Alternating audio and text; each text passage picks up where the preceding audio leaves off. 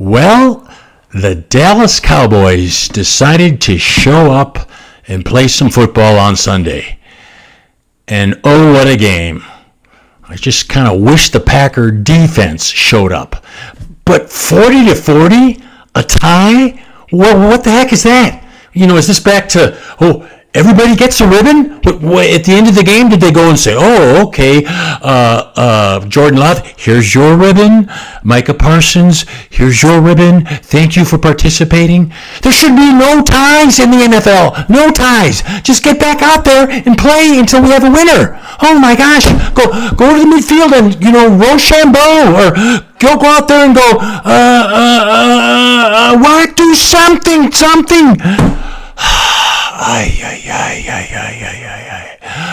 I've never been so full. I mean, the brats were gone, the pizza was gone, and yet felt so empty at the end of the game. 40-40 tie just shouldn't happen. It just shouldn't happen. Last week, I said Jordan Love would have an amazing game and be the top scorer. Well, he finished with 330 yards passing, 3 TDs, rushed the ball for 28 yards, 0 interceptions, 1 minor kick-up where he stood in the pocket too long and fumbled the ball. But other than that, fantastic game. But he lost out to Matt Stafford, who had 39 points. But it went down to the very end, the last play of the game for the Packers. I mean, if Jordan Love throws that touchdown and the Packers win in overtime, he would have been the top scorer in fantasy. So I came that close all the way down to the last play of the game. And this week, I'm going to say Josh Allen, the Buffalo Bill quarterback. They're playing the New England Patriots. He will be the top scorer for this week in fantasy football. Ding, ding, ding, ding. Time for the Daily Double. Let's see how I did this week. Well, I said rookie Matthew Golden would score his first TD. Well, he did catch 5 balls of 6 targets for 58 yards. And again, the last play of the game, Jordan Love was trying to throw it to him. A little bit off, but if he catches that pass, I'm right on the button for my Daily Double. And then the bad part of the Daily Double, I said the Packers, even though they hadn't dropped any passes, they would drop a pass. And actually, they dropped 2 passes. But it was Emmanuel Wilson with like less than 2 minutes to go. He dropped the pass and got up, but then there was a late hit and a penalty, and so that ended up turning out to be a good thing. But I did get that part right. So it's pretty darn close. Pretty darn close. So what am I going to say is going to happen this week? I have no idea. Because it's the Packers have a bye. They don't play. So what am I going to think of? I got to check my notes here. I'm going to say, the first part of the Daily Double, the Brewers. I got to switch to baseball because there's no Packer football this week. The Brewers will win the first 2 games in Milwaukee against probably the Cubs or the Padres, but the Brewers will win the first 2 games. And the negative side is, unfortunately, I think Minnesota Vikings and Detroit Lions will both win. The Bears don't play, but that's the bad side of the Daily Double. So we'll have to wait until next week to see what happens. So the no-brainer pick of the week. What did I say was absolutely, positively going to happen? I said that the Packers would out-sack the Cowboys. Well, here we are again. It was 1 sack for the Packers, 1 sack for the Cowboys. A tie. What's with these ties? I mean, can't we just go do something to end these ties? Oh my gosh. What happened was actually the Packers had no sacks right up until the overtime period. And one of the umpires of the football game, I guess, happens to be a Big D fan and subscriber. And when the Dallas quarterback was kind of rushing around and Parsons was chasing after him, he kind of tackled him, but kind of like right at the line of scrimmage.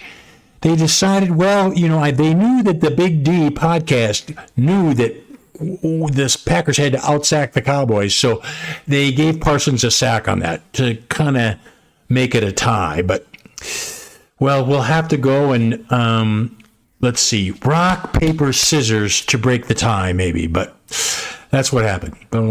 So this week's no-brainer pick, and I'm absolutely positive about this one, the Milwaukee Brewers will score more runs than the Packers, more points than the Packers on Sunday. That's my no-brainer pick. We'll wait till next week, okay? Welcome to the special bonus section of the week. This week, I'm going to talk about special teams. Now, we have 11 starters on offense and 11 starters on defense. And then as it relates to all the other plays, I guess that's called special teams, like the kickoff team, kick return team, punt return team, punt team, field goal team. I guess maybe people really don't want to play that position, but they just say, we'll call it special and get people, and maybe they'll get a treat or something after the game or something like that to participate in the special teams. But last week against Cleveland, we had some disasters on that field goal kick. And so the special teams coach was determined this week to focus on something to improve that. And know what he worked on? This is highly, highly unusual, but he said, I'm going to work on kicker tackling drills. Because in an unlikely event, if we have a blocked field goal again, the last guy standing is the kicker.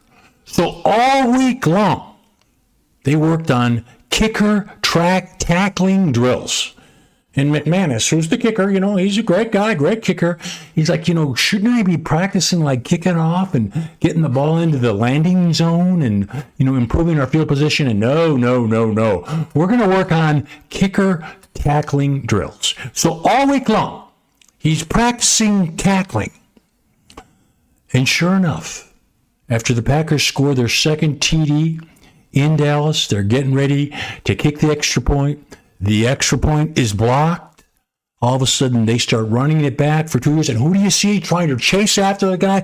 Is McManus. And he was a little bit out of position. But while he was running, you could see in his eyes, he had that focus. And he was a little bit pissed off. And he's determined that, the next time this happens, I'm going to make a tackle. And so, what happened? So then, after the 2-minute warning, Packers kick off the ball. This Turpin guy starts faking, starts running, goes through, looks like he's, no one's going to stop him. And all of a sudden, McManus comes up and tackles him. Boom! He's got one tackle. Unbelievable play. Saves a touchdown. Fortunately, the Cowboys drive down, score a touchdown. Packers come back. Boom, boom, boom. We go into the second, or the first overtime. We only had one overtime, but the overtime. Packers kick off the ball. Sure enough, Turpin gets the ball again, starts weaving, cuts up, starts running, and boom, McManus makes another tackle. In fact, they almost had to think he was going to go into concussion protocol. He hit the guy so hard, and we're worried about who's going to kick. So he's rested up, but you know what? He ended up having more solo tackles than Lucas Van Ness and Micah Parsons combined for the entire game. So now my comment is, for the bye week, why don't we have the special teams coach, instead of focusing on kicker tackling drills, maybe the 10 guys on the kickoff team, the kicker kicks the ball off at the 35-yard line, and then the 10 guys who are supposed to tackle the guy, they're on the 40-yard line. They're 25 yards ahead of the kicker. Why don't we practice and focus on having one of those 10 guys make a tackle so we don't have to rely on our kicker to make the tackle? We'll see if that process goes through anybody's mind, but we shall see. Thanks for watching the Big D podcast this week. Don't forget to follow us on YouTube, Spotify, Instagram, all of social media. The Big D podcast. We'll see you next week.